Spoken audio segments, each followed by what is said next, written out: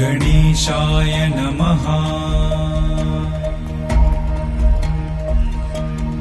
ॐ जपाकुसुमसङ्काशम् काश्यपेयं महाद्युतिम् तमोरिं सर्वपापघ्नं प्रणतोऽस्मि दिवाकरम्।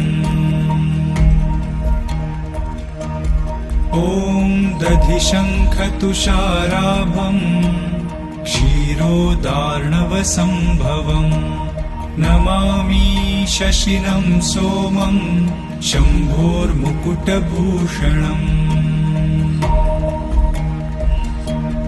ॐ धरणीगर्भसम्भूतं विद्युत्कान्तिसमप्रभम् कुमारं शक्तिहस्तं च मङ्गलं प्रणमाम्यहम्।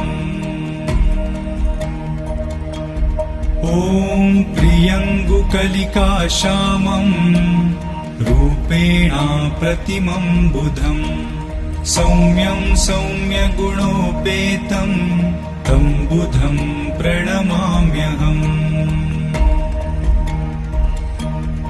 ॐ देवानां च ऋषीणां च गुरुं काञ्चनसन्निभं बुद्धिभूतं त्रिलोकेशं तं नमामि बृहस्पतिम्।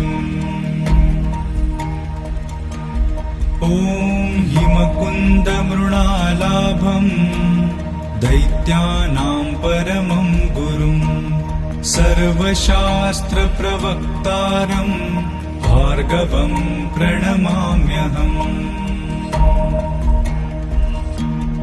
ॐ नीलाञ्जनसमाभासं रविपुत्रं यमाग्रजं छायामार्तण्डसम्भूतं तं नमामि शनैश्चरम्। ॐ अर्धकायं महावीर्यं चन्द्रादित्यविमर्दनं सिंहिकागर्भसम्भूतं तं राहुं प्रणमाम्यहम्।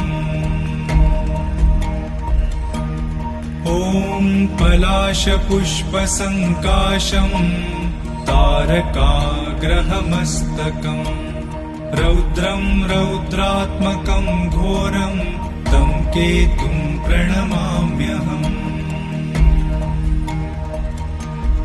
इति श्रीवेदव्यासविरचितम् आदित्यादि नवग्रहस्तोत्रम् सम्पूर्णम्।